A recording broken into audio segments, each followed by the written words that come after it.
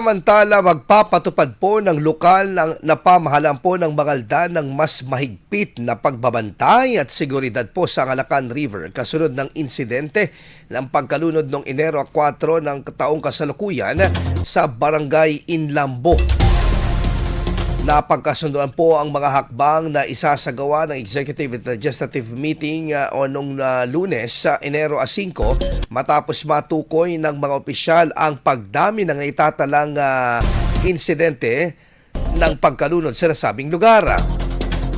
Kabilang ng isa pang insidente ng pagkamatay ng isa pang minor de edad dahil sa pagkalunod noong Disyembre ng nakaraang taon.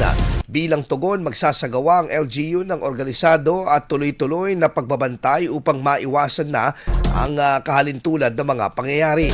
Kabilang sa mga planong ipatupad ang pagkakaroon ng fixed guarding schedule at pagdaragdag ng mga responder na may kumpletong rescue equipment at pagsusuot ng standard na uniforme sa Angalacan River Task Force upang mas mapabilis ang pagkilala at pagtugon sa mga emerhensiya.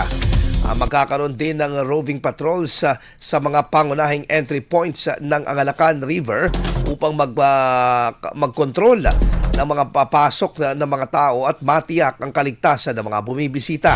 Kasabay nito, tinalakay rin ang mas maigpit na regulasyon sa Angalacan Ecotourism Road kabilang ang pagpapatupad ng speed limit bilang bahagi ng mga hakbang sa kaligtasan at pangangalaga sa kalikasan.